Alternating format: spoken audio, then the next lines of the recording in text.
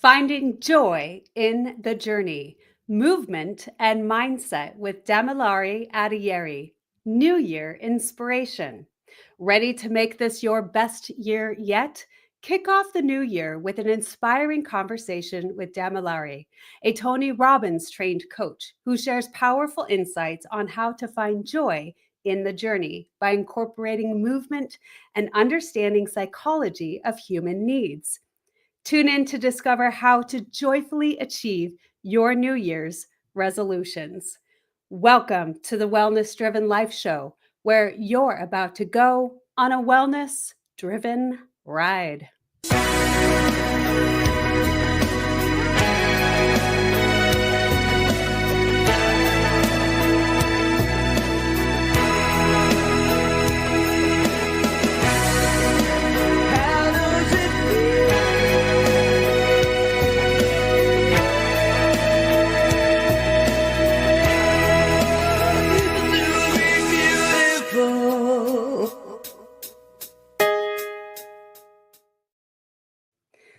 Let me share a little bit about the incredible guest that we have with us today. Damilare Adeyeri, the Joy Activator, is a dynamic peak performance speaker and coach who empowers people to break through limitations and reach more significant potential. Trained by Tony Robbins, he combines movement, joy, and psychology in his high energy presentations. As a former lead dancer for Tony Robbins, Damilare has inspired thousands worldwide with his unique and engaging approach. I am so pleased to help welcome to our stage today, Mr. Damilare. Welcome. Thank you, April. Thank you for the intro. I said welcome. Thank you for the intro and thank you for having me here. Yes. It's such a pleasure. And for the audience, what a wonderful way to bring in 2025. You are our first guest that we have here on the show with us live this year. Yes. And that's so exciting, right? Because number one, I mean, what more could you ask for? And so I'm so excited to share you with our audience, dance and movement and joy, all the things. I mean, what more could you ask for in life, right? So we're going to share with the audience a little bit more about you so they can get to know you. Sure. So, do you have specific questions you want to roll with, or do you want me to just introduce myself?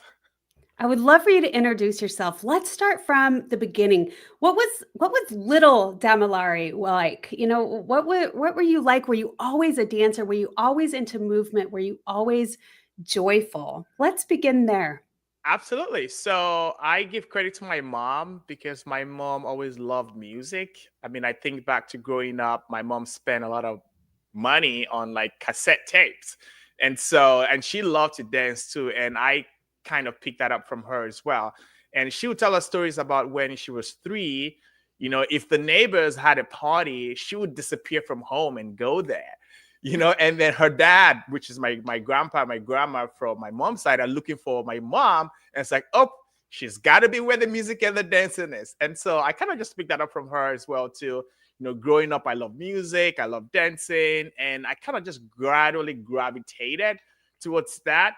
Now, when I went to my education, that was not what I started with, because I actually started out wanting to become a medical doctor. So I did my bachelor's in microbiology. And along the line, during that journey, I realized that, yes, I love helping people. Yes, I love helping people heal and, make better decisions, make better, I would say, output and outcomes from their lives. And I chose that the medical field was not the outlet. It had to be something more psycho-emotional. And so gradually, I paved my way from the core biological sciences to the humanities, and now, of course, personal development, coaching, and speaking and dancing as well. Yeah.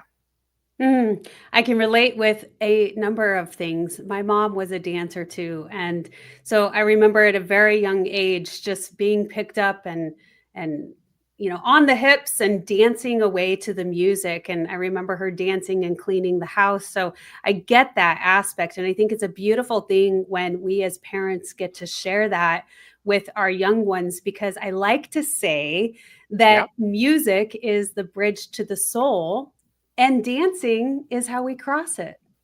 Absolutely, absolutely. And it's interesting you say that because growing up in Nigeria, and I'm from the Yoruba culture in Nigeria, and from many parts of the different, cultural groups in Nigeria too, music and dancing is a big part of everything we do. So celebrations, religious worship, just at home hanging out and things like that, it definitely is. But then when you say the bridge to the soul, heck yeah, because even in the religious settings, when we want to feel, so to say, the move of the spirit, it's by music. It's by music, by the movement, that we feel more connected to ourselves. We drop from the head into the body, and we just go into some kind of transcendental state. And that only happens with music and movement. Mm. And I really like how you incorporated slowly throughout your time, learning that maybe one thing didn't work out for you, something that you were excited about learning, and then you shifted gears a little bit. But what you've done now is completely intertwined and married so much of those loves, the love of movement and psychology and what all that means. So let's share with the audience a little bit about what you think that bridges or that marriages between the psychological aspect of us and movement. Yeah, absolutely. So you were correct. I have merged the two because even starting from a biological science background with a degree in microbiology, now when I started leaning into movement, I did my personal training and group fitness certifications through the American Council of Exercise. And a lot of that is the anatomy, physiology, human kinetics, and human kinesiology. So the core science did not go away. I needed to learn that.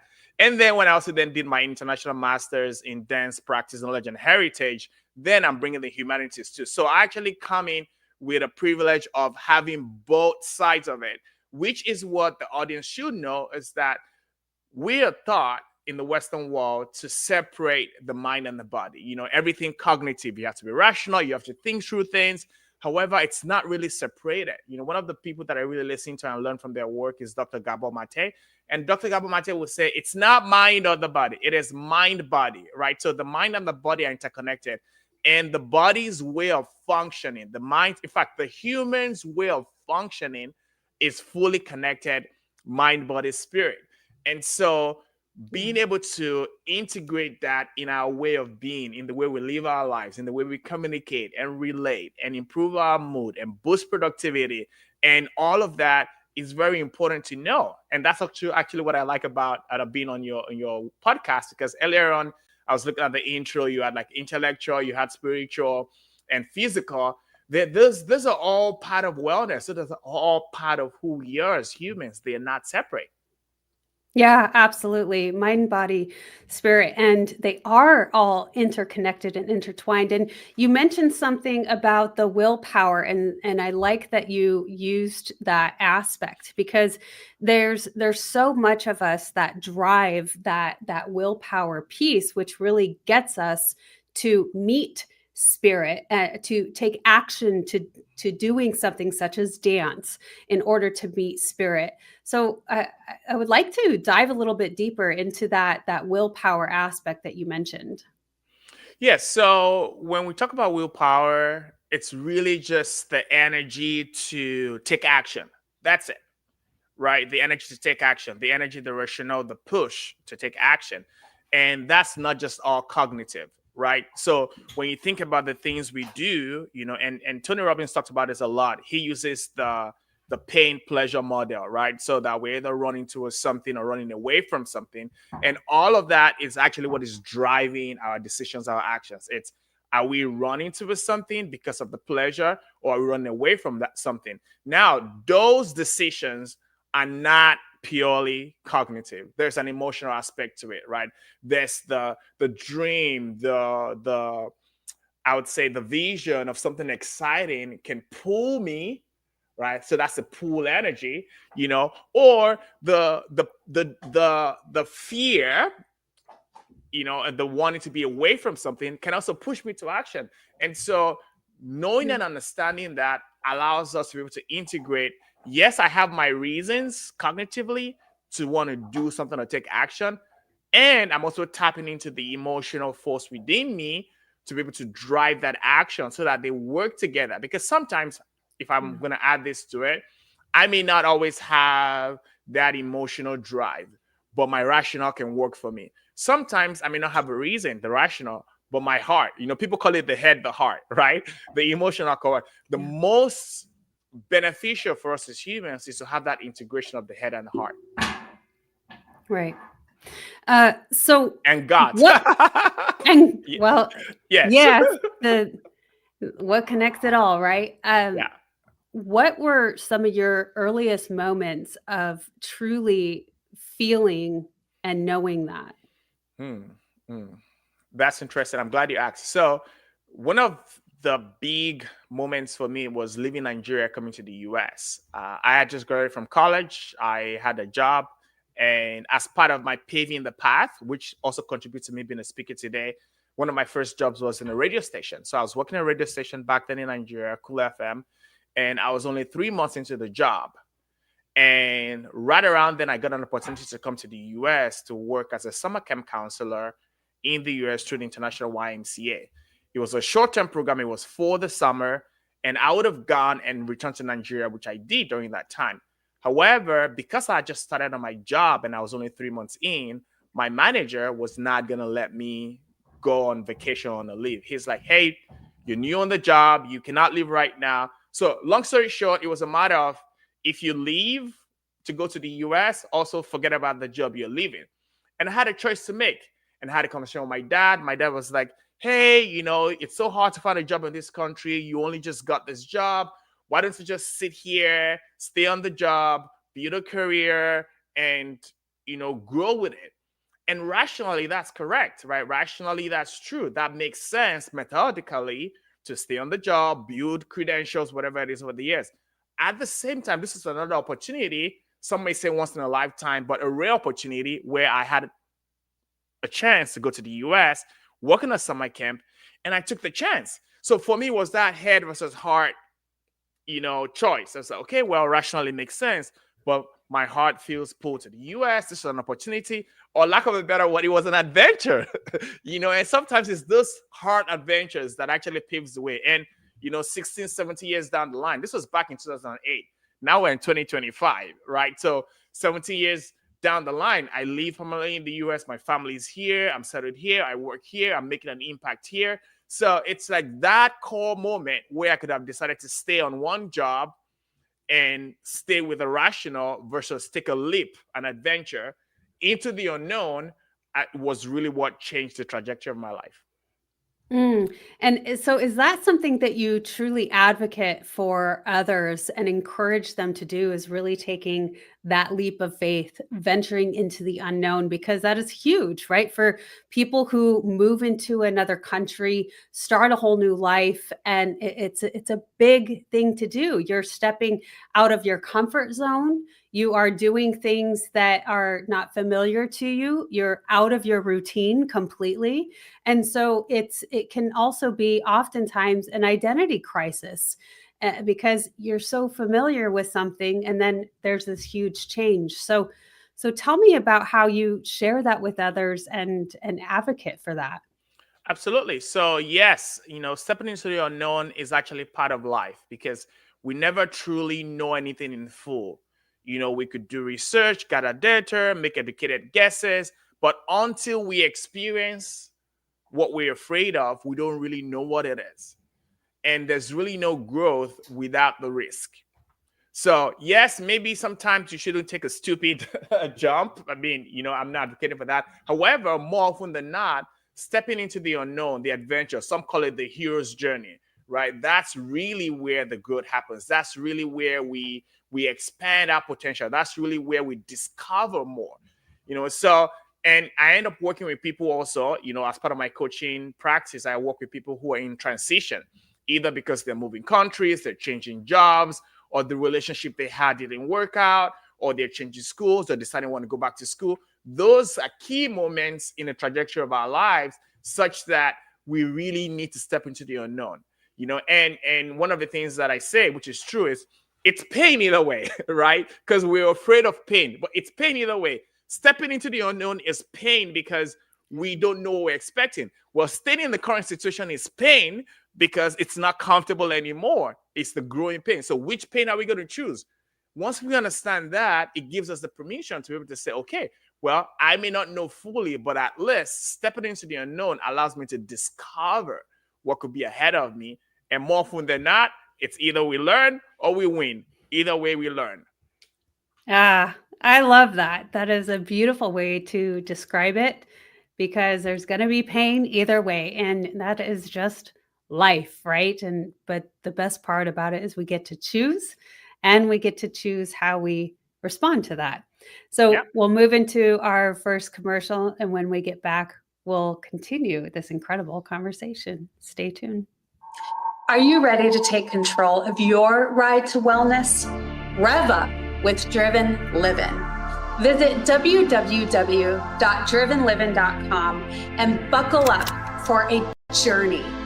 Get exclusive access to our Wellness Driven Life Show guest portal, where you can dive deep into the minds of our esteemed guests. Sign up for our newsletter and get insider scoops on these distinguished personalities. It's like having a backstage pass to their life-changing wisdom. But that's not all. You'll also receive a free hug. You heard me right, a free hug. An enlightening ebook from the Driven Living team. Discover the science-backed benefits of hugging yourself. It's a fill-up for your wellness tank. Because at Driven Living, we believe in fueling your journey to wellness, both physically and psychologically. So what are you waiting for? Visit www.drivenliving.com today.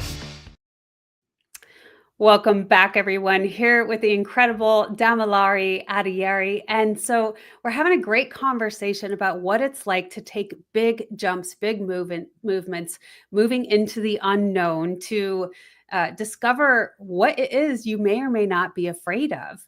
But let's start talking a little bit about joy and movement and how that is incorporated, because yes, we may be moving towards goals and creating a new self and going into the unknown. And how do we do that joyfully? What are some of your tips and tricks for that? Absolutely. So just now before we went on the commercial, we're talking about it's pain either way, right? Now, with that as the foundation, we get to choose how we respond to that. And that's really what finding joy in the journey is about.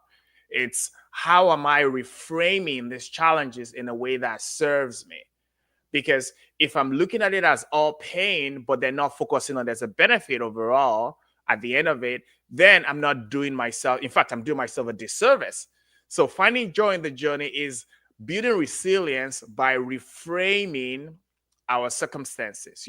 Common ones that we've heard before say, it's like life is happening for me and not to me. This is a growing challenge. This is an opportunity to discover what's afterwards. This is an adventure. I'm going on a journey. So terms and words and phrases like that help the brain see possibility, right? And then the second piece, which I was getting to, is managing our emotional state. I say this all the time: when we feel good, we do good. And to feel good, we have to take control of our emotional state. And one of the quickest way to shift our emotional state is to move our bodies, right? It's that moment when you go, you work out, and immediately after that workout, you were feeling good. Whereas before going, you did not want to go, right? So, and the science, thank God I studied science, supports this, right? When we move our body, it increases circulation, increases oxygenation of the blood. It releases happy hormones like the endorphins. And actually, endorphins, if you break down the words, is endomorphins, right? And we know morphines are painkillers. So internal morphines. So the body creates its own painkillers, which helps us go through those difficult situations, boosts our mood, boosts our energy, boosts our productivity. So finding the journey is exactly what we said: movement and mindset, moving our body to boost our emotional state due to the physiological changes that is happening. And then the mindset is reframing our thoughts and meaning of the situation so that we can be in a resourceful state to move forward. Body, mind, moving into spirit. Those are all incredible things. And Absolutely. I mean, when we talk about let's go to Tony Robbins stage, all of those major big events where they're encouraging people to be their best selves and experience what it's like to feel energized, and it incorporates music and dance. And that's exactly what you were doing to encourage the crowd, is getting people into that shift of that reframe, which I love that you utilize that term as well. And so what are some things that people can do easily? So let's say let's give a couple practical applications, like they're about to do something like go to a job interview, or they're about to step on a stage and they're not as familiar with it. Things like that. Let's give people a little bit of how they can shake it behind the scenes Absolutely, before they absolutely, go. absolutely. So the first thing you can shake is your breath. Ha ha! Surprise, surprise. Because the breath is the foundation of everything. It flows through our body, right? So just using breathing techniques to calm the body, again increase oxygenation is one thing we could always do right away, right? And there are very common ones: the box breathing, where you do 4 4 4 4, breathe in for 4, hold for 4, breathe out for 4, hold for 4 seconds, do it 4 times. There's that one. There's the fire breathing, which is popular in Kundalini yoga, or the Kundalini fire breath, where there's a lot of hand movements and up and down, like so quick, rapid breaths. That's one. So we definitely could do that. And then when it comes to the actual physical movement of the body, I'm in a coaching call and my client is feeling a little bit low. I said, all right, stop everything, 50 jumping jacks, let's go. So there's a quick, move the body. The hands are going up above the head. You're jumping and moving the jumping jacks. Increase rapidly again circulation. Helps us feel good. Hydration too. It's all part of taking care of the body and using that as a way to boost our mood and our emotional state. So like I said, breathing techniques, movement, jumping jacks, and of course, music. Music. There's a lot of research about how music triggers the pleasure centers in the brain. Right. So now when we have the power of music, the power of movement, the power of breath, and having reframed our thoughts, altogether we have a winning combo to put us in a state where we not only feel good in the moment, but we have clarity about the action steps we're going to take to move forward, and we're more willing to step forward to do it. So breathing, jumping jacks, dancing. And when I say dancing, it's you don't have to have rhythm, right? So people say, oh, I have 2 left feet, I cannot move, whatever it is. No, whatever works for you. Jump up and down, just jumping, moving around, wave your hands, roll around in a circle, enjoy the music. All of that is, breaking into the pleasure systems of the brain, of the body, and together we're feeling good. So those are quick tips that we can use. Oh, let me add more. In the moment, if for whatever reason you're somewhere where you cannot jump and move or whatever it is, there's some more subtle movements you can do. Everybody knows this, but do not realize that it's something you can always go to. Just simply rubbing your hands together, right? And that one, put it in your body. In that moment, that friction generates heat. That heat generates warmth. The warmth in your body makes you feel good, but also wakes the body up, right? And also to here, rubbing the earlobes, just right around where your earring is, if you're female or male, just right there. Now, right around there in your ear has a lot of nerve endings, right? So just rubbing it with your thumb and your index finger, you can generate some warmth there. Anybody watching us right now? Yes, go ahead, pick your ear, do it. Just really, really, really, really. It feels good. It feels good in the moment, Yeah. and it wakes you up. So these are some quick resets that we can do, and a lot more, like doing a power pose, right? Doing a power pose boosts that's just running your body. There's research around that. Makes you feel good and builds that confidence. So all of that are tips that your viewers and just anybody listening to this can use. Damilare, those are amazing tips. I love it. And, so many people, when they think of dance, they're like, I can't do that just anywhere. But you're giving so many other things that we are able to do. And it's really just to invite a different energy and create energy, right? And when we do that, just like those power poses or rubbing our hands together, it just gives us this boost of confidence. And we start entering into a different frequency, so to speak. And Yep. so I think that those are incredible. Let me ask you a very interesting question, because I'm very curious to know personally for you, What has it been like in generating more energy when you have done such huge things, such as, lead thousands of people on this massive stage, and you're inviting just immense amount of energy yourself, but sharing the energy with thousands others? Do you feel, based on those experiences, that you have to create more energy more often, or that you crave more or invite more of that intense amount of energy? Both. And it's interesting you ask that because it leads us into another portion of mindset, even though we're talking about movement, which is some call it affirmations, declarations, incantations, whatever. So I have an affirmation for that. And what I tell myself, I say before I go on stage, it's part of my routine. I say, I am energy. I do not rely on energy from the outside. I generate energy from within. The more energy I expend, the more energy I create. I am energy. Let's go. Let's go. And so already I have that belief that within me is that well of energy. I do not rely from it from the outside. And so if it's one person in the audience, if it's 10, if it's 10,000, I rely on generating energy myself. So that for me is a basis, right? A foundation. Now, secondly, in the audience, I have people that I call energy amplifiers, right? Because we're humans, and from humans, there's a human connection. There are some people in the audience that pick up on that energy that I am generating, and they take it and magnify it. I was in a recent podcast and we're chatting, and it's like having that internal ignition where within they have pilot lights in themselves. I go with a flame to the audience.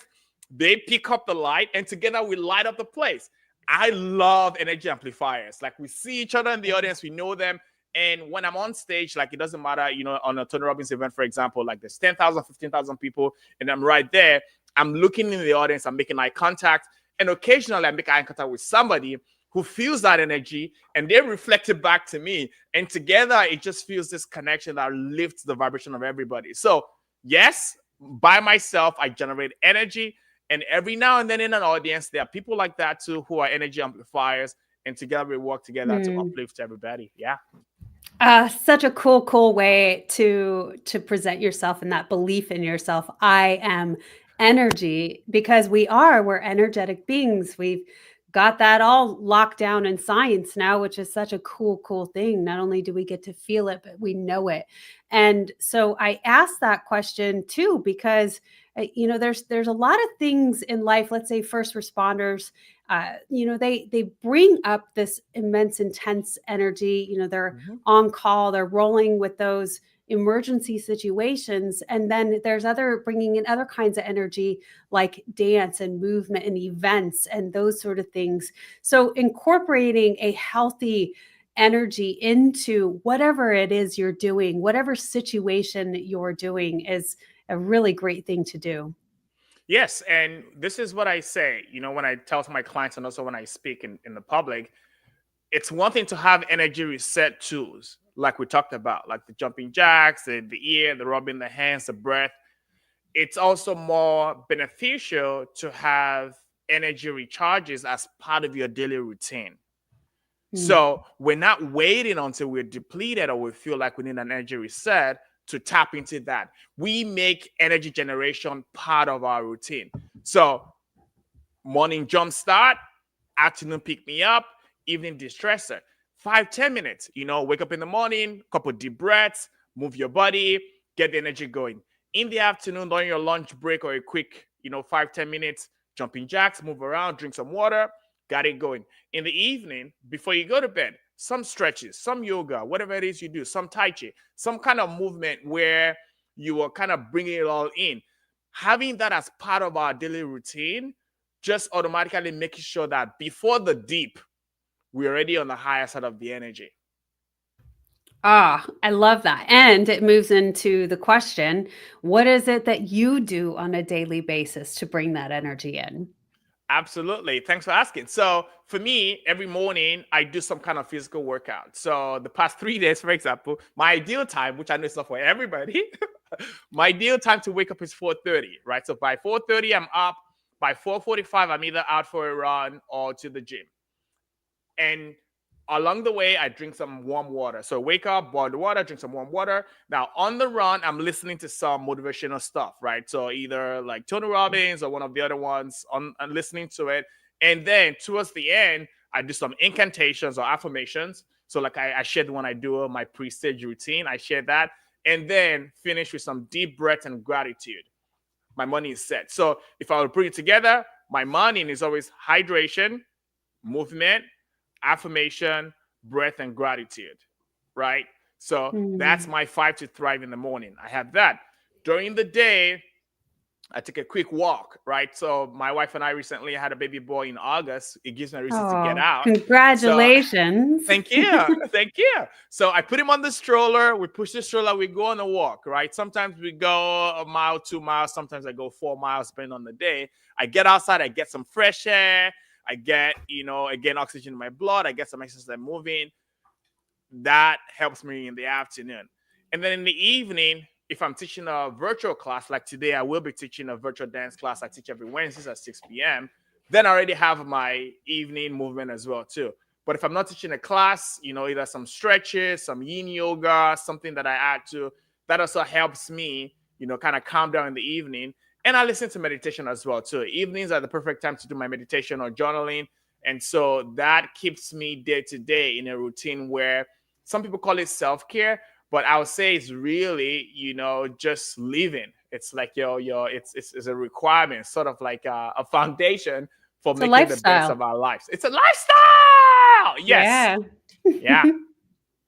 Absolutely. Well, I love everything that you've got going on, and it makes perfect sense with somebody who has the capacity that you have, does the things that you do, the accomplishments. So that leads into, what are you most excited about creating now? What am I most excited to create now? Ooh, okay. So you're hearing me here first. You're the first guest on the show at the beginning of the year. I'm working on a book, which is going to definitely help people to have these tools too. So watch out for that. That is coming out soon. Second thing that I'm working on right now, like I just said, I'm teaching weekly classes online. So that's going to be on my website. You can join a subscription membership where you can dance with me, move with me every week. And during this movement, we also do like the incantations, right? Like the inspirational affirmations and things like that. So it's not just movement, but movement and mindset. We are integrating the power of head, heart, and God, right? So mind, body, spirit. We said that. So that is something I'm also excited about. And thirdly is expanding more into more stages, right? So many people know me from Tony Robbins stage. I've been there the last 3 years with bigger audiences. Now I'm expanding that into like corporate events, organizational team building, creating community and things like that too. So basically expanding the impact. All of those are really, really exciting me right now. Oh my gosh, you have so much going on. Baby, book, impact on stages, dancing in the evening. I love all of it.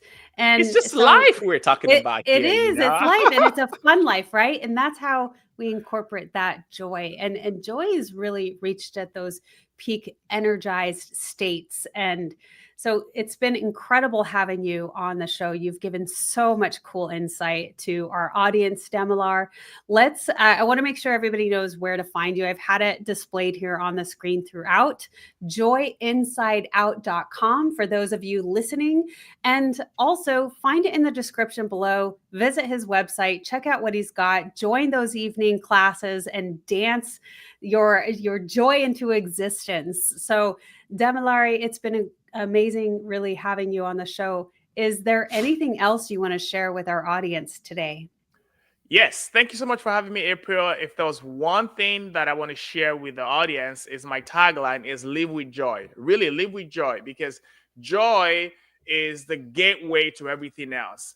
Now we talk about joy, love, and things like that. Actually, love and joy work hand in hand, because your love of life, your love of your work, your love of your relationships and people around you, all of that gives joy. And that joy is what lifts up the spirit. Live with joy. So cool. Very, very cool. Live with joy in the spirit, mind, body, spirit. It's just great. Thank you so much for sharing all of those things with you.